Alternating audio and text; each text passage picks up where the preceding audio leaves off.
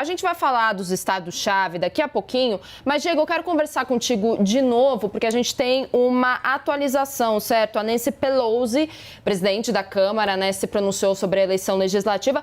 Ela disse que os democratas estão indo melhor do que o esperado. Qual era o esperado, Diego? Até o Biden disse, né, que os resultados podiam ser mais desanimadores para os democratas, né, nessas eleições. Olha só, realisticamente, para os democratas, o esperado era pelo menos manter o Senado no controle dos democratas, e isso parece que já está acontecendo. Então, agora a gente tem 48 democratas, né, já fixos no Senado, alguns deles já projetados para ganhar nessa eleição de meio de mandato, e 47 republicanos. Então, ao que tudo indica, o Senado está num caminho para manter a maioria democrata. Lembrando, o Senado americano precisa de 50, são 100, né? 50-50.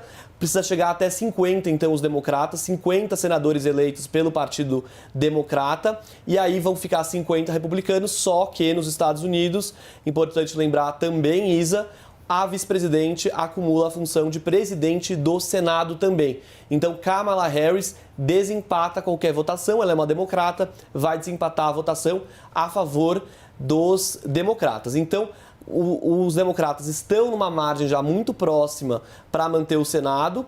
As projeções até indicavam uma vitória republicana, e se o Senado caísse também nas mãos dos republicanos, assim como as previsões mostram que vai acontecer com a Casa dos Representantes, seria algo desastroso para o governo Joe Biden perder o controle do Senado e da Casa dos Representantes. O que acontece geralmente é que o presidente perde o controle da Casa, mas do Senado, geralmente não. O que acontece é que o Senado se mantém com a maioria do partido do presidente, nesse caso, democrata. Então, a Nancy Pelosi agora falou que os candidatos estão indo melhor do que o esperado. Agradeceu também aqui os voluntários da campanha democrata que ajudaram nesse processo eleitoral das últimas semanas, dizendo também que todos os votos devem ser contados, porque existem algumas polêmicas. O ex-presidente Donald Trump chegou a pedir que alguns votos não fossem contados na eleição por causa de supostas irregularidades da eleição lá de 2020, irregularidades que ele nunca provou, importante a gente destacar também. Era o Stop the Counting, né? Exatamente. Que ele tweetou, enfim.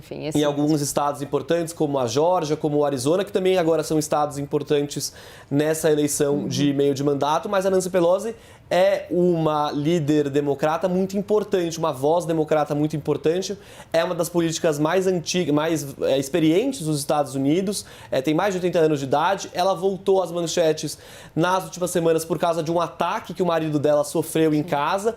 Então, a casa dela na Califórnia, em São Francisco, na Califórnia, foi invadida por um homem que atacou o marido dela a marteladas. Ele chegou a ser internado, mas já foi liberado e passa bem. Então ela voltou às manchetes por causa disso e aproveitou toda essa atenção também para denunciar esse radicalismo que a gente viu nas eleições, nessas eleições agora, com esses discursos radicais e culminando até num ataque violento. Importante a gente lembrar, Isa, essa é a primeira demonstração grande de um processo democrático nos Estados Unidos desde o pior ataque à democracia que os americanos sofreram desde a Guerra Civil Americana, que foi a invasão ao Capitólio lá em 6 de janeiro de 2021, quando os apoiadores de Donald Trump, insatisfeitos com a derrota dele, não acreditando nesse resultado, um discurso que o próprio Donald Trump inflamou naquela época, eles invadem o Capitólio então e inclusive deixam mortos. É uma das questões mais emblemáticas da democracia americana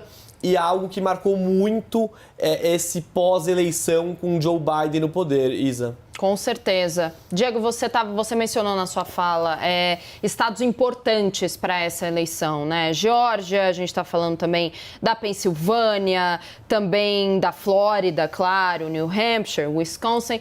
Por que esses estados são importantes? Qual o papel deles nessas eleições legislativas? Olha só, Isa, especificamente nessa eleição de meio de mandato, esses estados são importantes porque eles têm uma disputa muito acirrada. Então era um estado que era difícil fazer uma previsão sobre qual lado, é difícil ainda fazer uma previsão, uma projeção sobre qual lado a votação pode ir. Na Pensilvânia, a gente já teve a resolução disso, John Fetterman ganhou. A gente mostrou aqui mais cedo um senador da Pensilvânia, vice-governador da Pensilvânia, que agora vai, segundo a projeção, vai ser o senador eleito. Ele virou esse assento que era dos republicanos, é uma expressão que eles usam lá nessas eleições, essa virada de republicanos para democratas.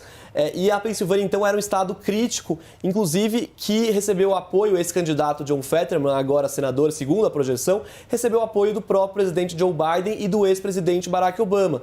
Era um estado que era difícil, era uma corrida apertada, então era difícil a gente dizer para qual lado iria. Outros estados, a mesma coisa. A Geórgia, que a CNN Internacional mostrava até agora, vai ter segundo turno. Importante, o segundo turno ele só existe em alguns estados americanos, não em todos. Então o Arizona também é uma corrida apertada, Nevada uma corrida apertada. Então são estados que realmente decidem a eleição no final, como a gente viu com a Pensilvânia, com a vitória do John Fetterman, os democratas estão aí mais perto de conseguirem a maioria no Senado.